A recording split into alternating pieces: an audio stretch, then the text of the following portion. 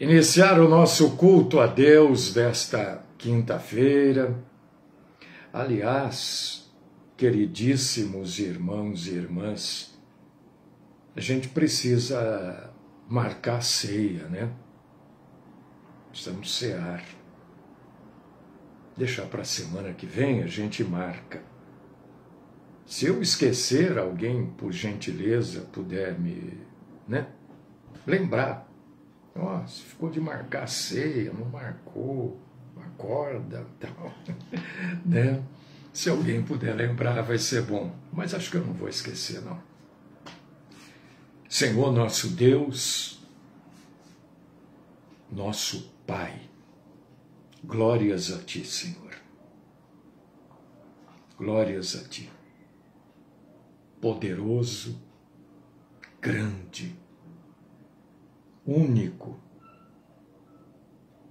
bom, verdadeiro, salvador, perdoador, cuidador. Nós adoramos o Senhor. Nós queremos servir o Senhor. Nós queremos ser úteis ao Senhor. Nos reunimos aqui nesta manhã para Te exaltar, para Te adorar, para Te glorificar, para prestar ao Senhor um culto racional, um culto em espírito e em verdade. Recebe-nos, ó Deus. Aceita-nos, ó Pai querido, como adoradores do Senhor. E eu sei que o Senhor só faz isso porque o Senhor é bom. Não por merecimento de nenhum de nós, porque o Senhor é bom. Fala conosco, livra-nos da mentira, livra-nos dos mentirosos, dos hipócritas, dos falsos, dos enganadores. Dá-nos, Senhor, discernimento. Esta é a oração que faço, por mim, por todos os meus irmãos e irmãs em Cristo Jesus. Amém.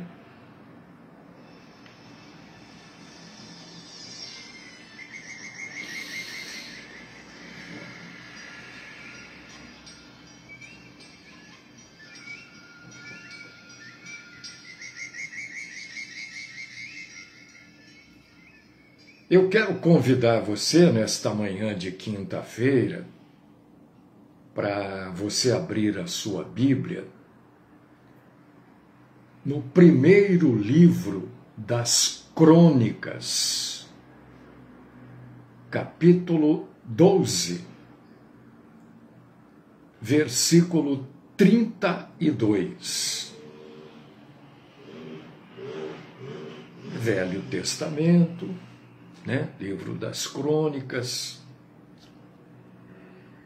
depois ali de primeiro dos Reis, segundo dos Reis, já vem o livro das Crônicas. Primeiro das Crônicas, capítulo 12, versículo 32. Quero convidar você, irmão, irmã.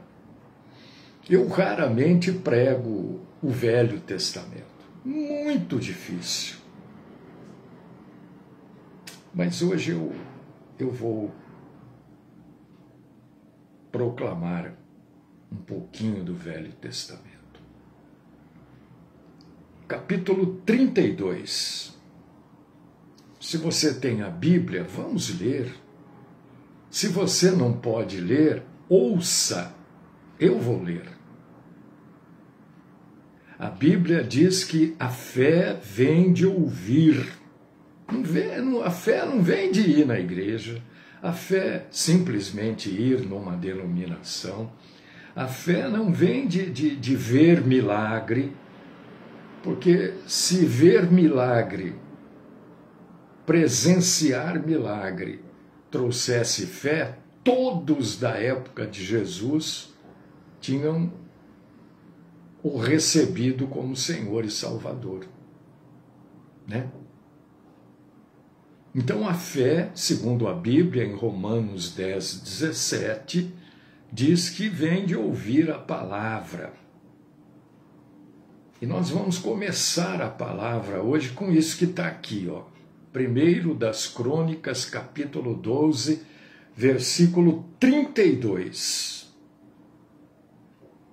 Dos filhos de Issacar, conhecedores da época, para saberem o que Israel devia fazer. 200 chefes e todos os seus irmãos sob suas ordens.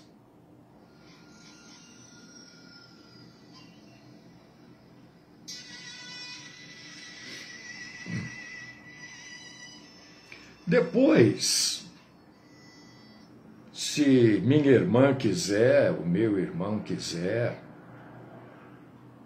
dá uma lidinha nesse capítulo 12 do primeiro livro das Crônicas. Você vai ver todo o povo, todos os líderes que vieram se juntando a Davi, porque ele já era escolhido como rei, mas o rei continuava sendo Saul, né?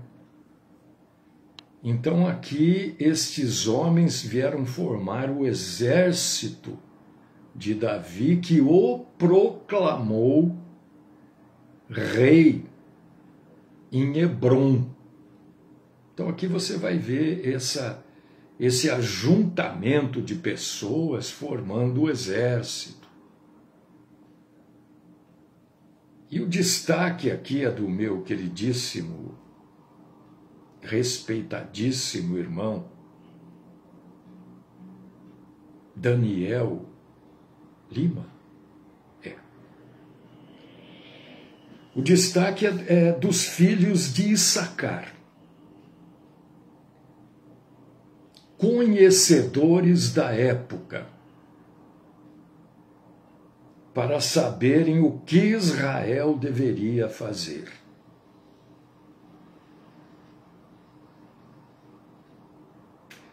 Como é que a gente, irmãos e irmãs, como é que a gente reage neste mundo de hoje? Porque nos últimos anos, nós temos recebido notícias angustiantes, né? Todo dia, toda hora. Nesta semana, que a gente está, semana passada, né? Esta semana que a gente já está chegando aí no final também. Uma semana conturbada, não é? No mundo, no Brasil, este polêmico julgamento de uma alegada trama golpista, Israel atacando os líderes do Hamas no Catar, matando muita gente, né?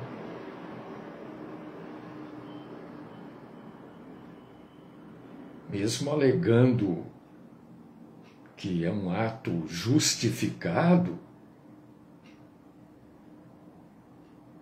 Israel atacou um país estrangeiro sem a autorização desse país. Né? Vocês têm acompanhado isso. Lá no Nepal, um país que muita gente nunca nem ouviu falar, né? O governo do Nepal determina o controle da mídia social e a população se rebela com protestos violentos, incendiando a casa da primeira-ministra, lá, da esposa do ministro, e ela sendo morta, inclusive, por causa deste incêndio. Olha só. A Polônia recebe drones vindos da Rússia, e esses drones invadem o espaço aéreo polonês e são derrubados, são abatidos por aviões da OTAN. Você vê que são só notícias terríveis. Mas isso já é algo comum nos nossos dias.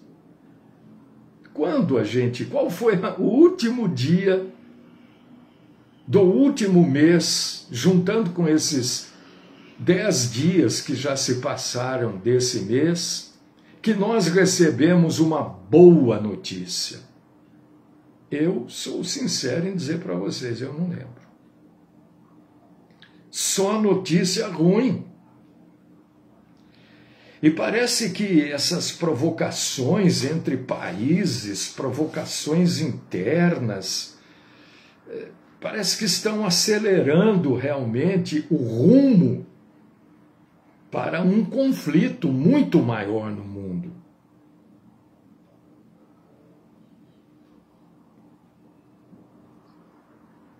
Nós somos, antes de sermos brasileiros, nós somos cidadãos do reino de Deus. E estamos atualmente ainda, eu acho que é melhor ainda, habitando o Brasil. E como que a gente deve agir? Como é que você, irmão, irmã, como é que você age frente a todas estas coisas? A gente sabe que essas coisas vão acontecer. Mas nós não somos de borracha, de silicone. Não, nós não somos. Nós somos de carne, osso, músculos, sentimentos, sensações. Como é que a gente age? Emoções. E todos estes acontecimentos estão fora do nosso poder de fazer alguma coisa para resolver ou para ajudar. O que a gente pode fazer para ajudar? Nada. Não podemos fazer nada. Alguém pode ir lá na Rússia e falar para o Putin: ô Putin, para tudo esse negócio aí. Alguém pode ir lá no Nepal e falar: ô gente, vamos acalmar aí. Não adianta. Ou as pessoas entram e tem aumentado consideravelmente o número de pessoas com problemas emocionais. Vou chamar assim para generalizar. Problema de cabeça. A grande maioria não se dá conta que tem. Então a tendência natural nossa é ou o desespero frente a tudo isso, ou a resignação. Quer dizer, ou a pessoa fica ansiosa,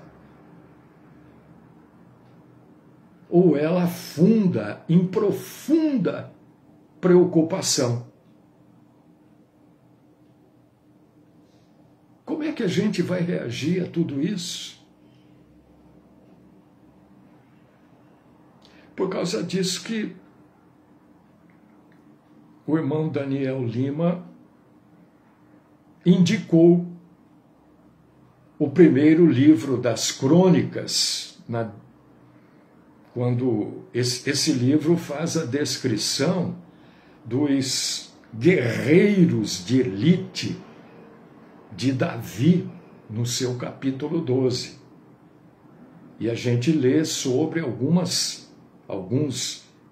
guerreiros da tribo de Benjamim. Né? Se você ler aí esse capítulo 12, você vai ler isso que eu estou falando aqui agora. Né? Guerreiros da tribo de Benjamim, que tanto com a mão esquerda quanto com a mão direita utilizavam o arco e a flecha, a funda, né, para atirar pedras. Está aí em 1 das Crônicas, capítulo 12, versículo 2. Você vai ler também sobre os guerreiros da tribo de Gade, né? Eram guerreiros corajosos, prontos para o combate e sabiam lutar com escudo e com lança.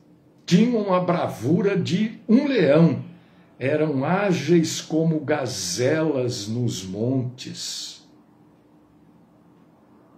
Versículo 8. Eram soldados preparadíssimos. Mas o mais impressionante é isto que está escrito no versículo de número 32. O que está escrito no versículo de número 32?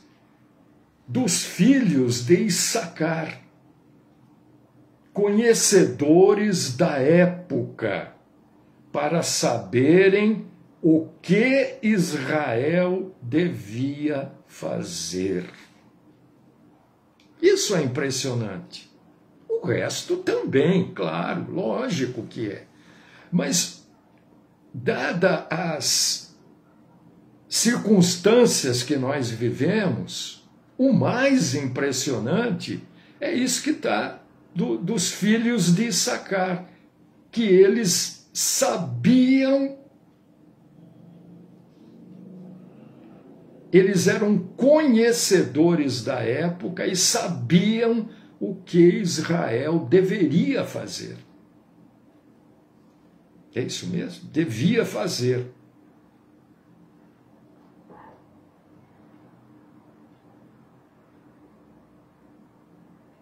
Todo mundo quer saber como é que eu devo reagir. Uns reagem pela emoção. São emotivos. Só emoção. Não tem razão. Outros usam só a razão.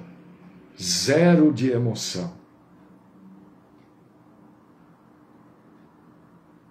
Como é que o povo de Deus deve agir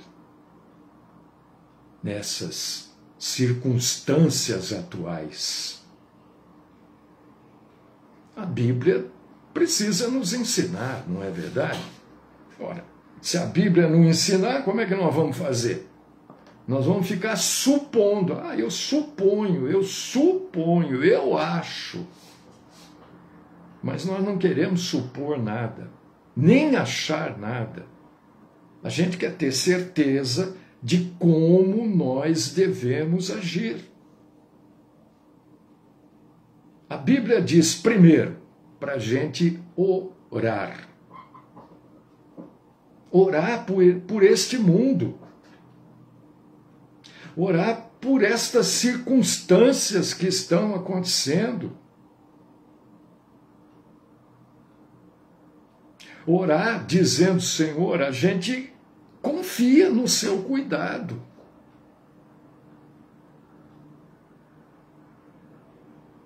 Esse mundo está caótico, esse mundo está de ponta cabeça. Ninguém vai consertar isso mais. A oração não é para Deus consertar. A oração é dizendo, Senhor, A gente confia no Senhor, tem compaixão.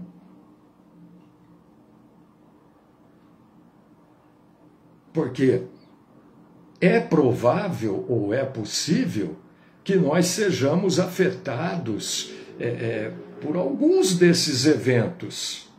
Mas, Senhor, nós confiamos que o Senhor cuida de nós. Orar é bíblico.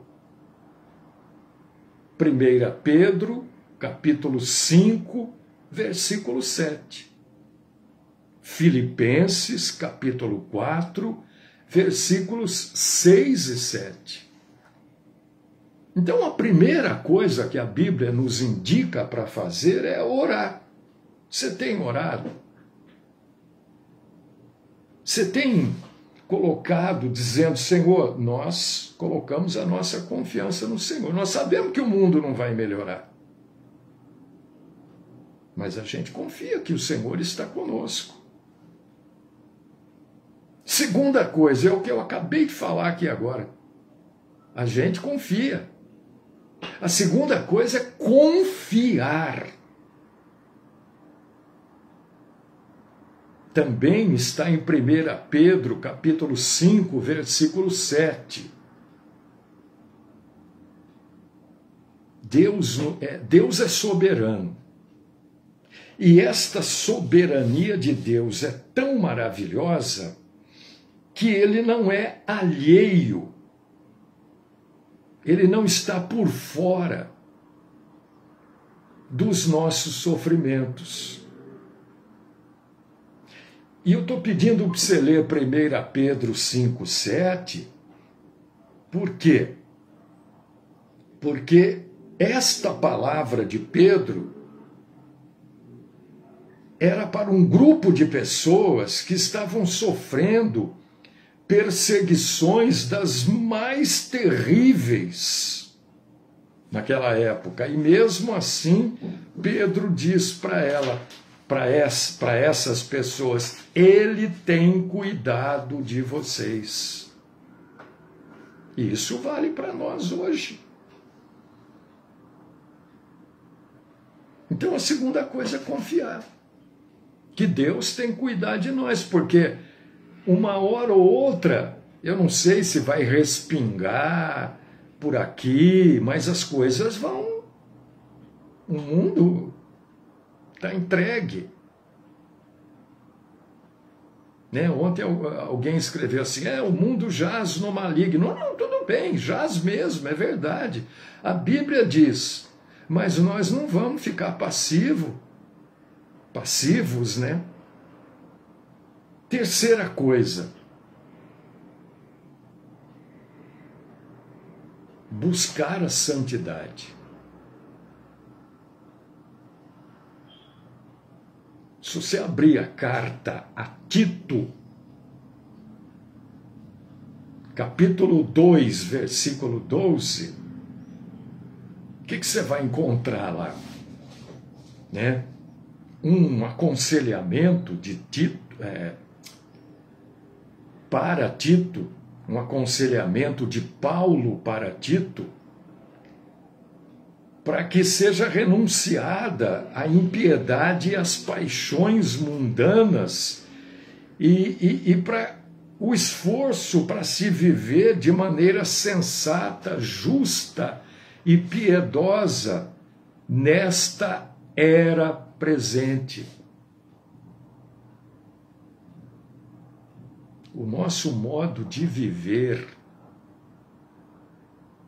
precisa continuar refletindo o nosso Senhor Jesus Cristo no meio desse caos que a gente observa e muito provavelmente vai ficar pior.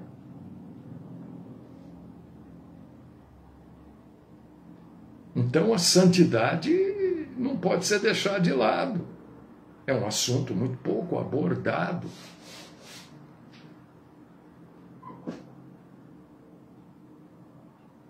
E a gente precisa também, seguindo ainda a carta a Tito, agora no versículo 13 do capítulo 2, a gente precisa aguardar. Aguardar.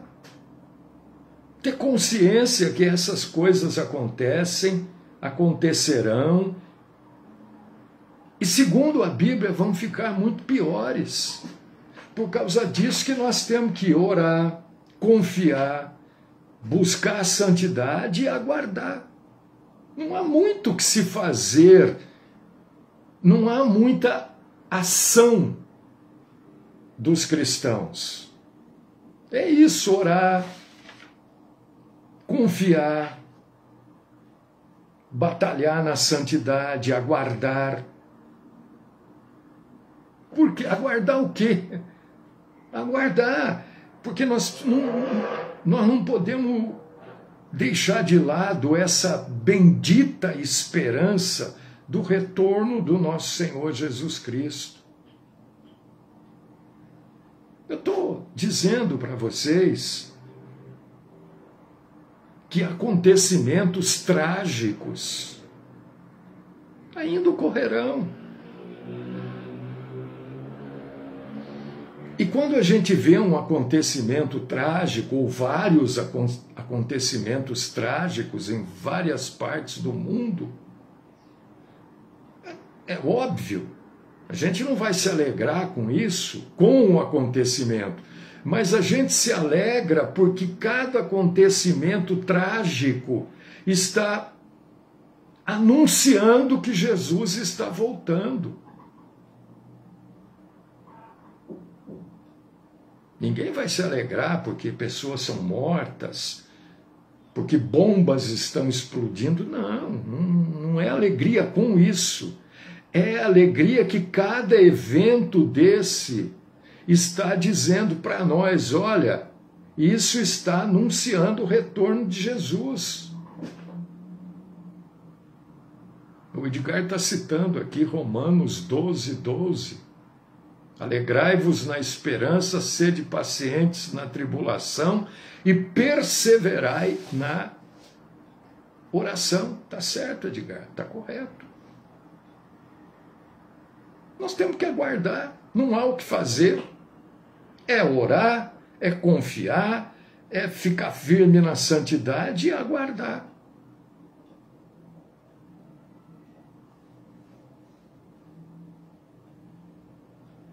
Porque a maioria das pessoas não estão ligando tudo isso, esse mundo, num caos, onde ninguém mais controla nada e nem ninguém. Às vezes as pessoas acham que tem um controle, e quando vão ver não tem controle nenhum. Às vezes isso acontece com a gente. E voltando aqui ao livro das Crônicas, capítulo 12, versículo 32,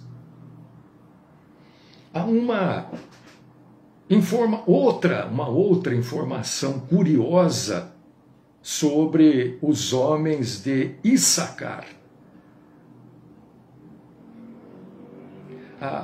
Você vai ler aqui, né? Nesse versículo 32, que eles eram 200 chefes e todos os seus irmãos sob suas ordens. Agora a coisa pega. Eles eram chefes. E além de ser chefes, e por serem chefes, eles comandavam toda a sua parentela, toda a parentaiada era comandada por esses 200 chefes.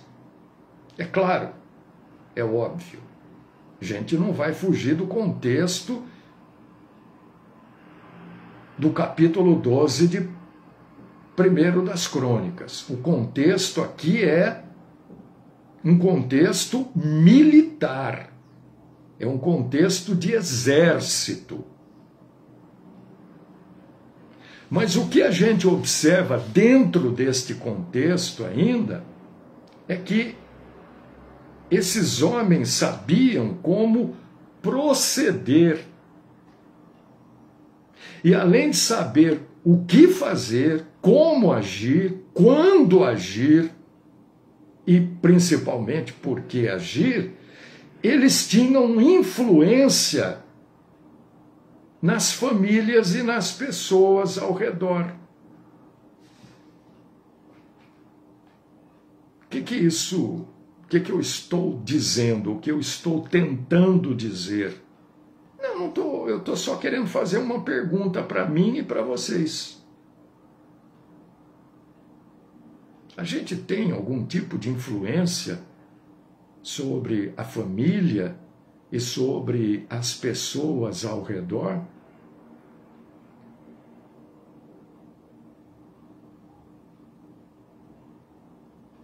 Que tipo de influência a gente está exercendo? Porque esses homens aqui, além de conhecerem a época que eles estavam vivendo, que a maioria de nós não reconhece essa época, a maioria, eu vejo coisas aqui na internet, né?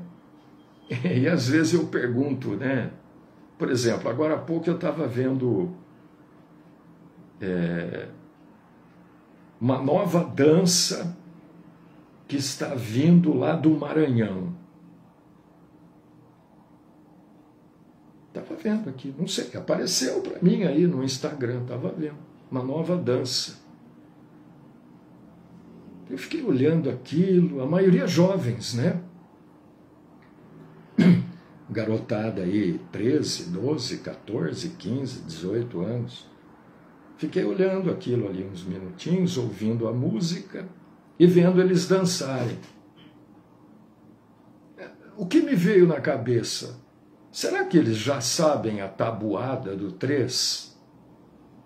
3 vezes 1, 3. 3 vezes 2, 6. 3 vezes 3, 9. 3 vezes 4, 12. E vai por aí. Será que eles sabem? Foi a pergunta que eu fiz. E a tabuada do 3? Porque aprender uma dança é legal, é bom. Distrai, relaxa. Une as pessoas. Agora, se você não souber a tabuada, se você não souber o essencial para a vida, vai acontecer com você o que acontece com os seguidores das falsas igrejas que acham que o sujeito está fazendo tudo lá, é certinho, é aquilo mesmo, ele mente, ele enrola, ele rouba, ele trapaceia, ele pratica estelionato e as pessoas gritam glória a Deus. Se nós não soubermos o essencial da vida.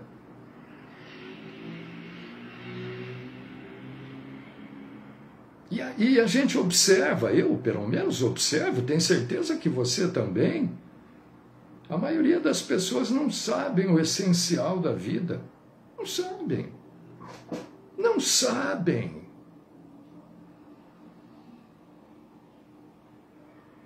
Agora há pouco, um pouco antes de começar o programa, passou um sujeito aqui na rua, um som alto, uma música horrível, não é possível alguém gostar daquilo, não existe melodia, não tem instrumento, é só uma batida alto que reverberava aqui dentro do apartamento e ele parou no semáforo ali e bum de bum.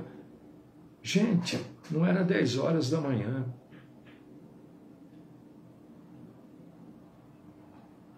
O que um sujeito desse tem dentro da cabeça dele? Tabuada do 3, obviamente, que é uma coisa básica, ele não sabe. Para ele, se o mundo está de ponta cabeça, se tem drone ameaçando a Polônia, se o Nepal, não sei o quê, tanto faz como tanto fez. Ele não tem noção sequer da situação do mundo, porque ele faz parte do caos do mundo. Ele ajuda a gerar o caos.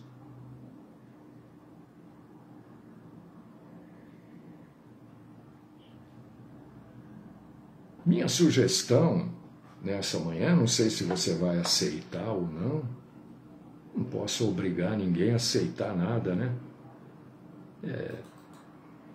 Sugestão é que nós sejamos, ou pelo menos busquemos ser como os homens de Issacar. Que a gente haja influenciando pessoas ao nosso redor, não atrapalhando pessoas ao nosso redor. A gente precisa influenciar com Jesus, com a situação deste mundo, tentando esclarecer, olha, o mundo está ruim sim, mas olha, nós precisamos orar, confiar, insistir na santidade, aguardar Jesus. Isso é influenciar positivamente, isso é influenciar de maneira cristã. Não andando para a rua aí, atrapalhando, né? Tem pessoas enfermas nas casas, nos apartamentos aqui. A nossa influência tem que ser algo de bom. Aceitem ou não, eu sei que a maioria não aceita. A maioria quer viver, né? Mas nós temos que nos inspirar nesse versículo 32 de 1 das Crônicas, capítulo 12. Nos homens de Issacar, que foram ajudar Davi a ser proclamado rei em Hebrom.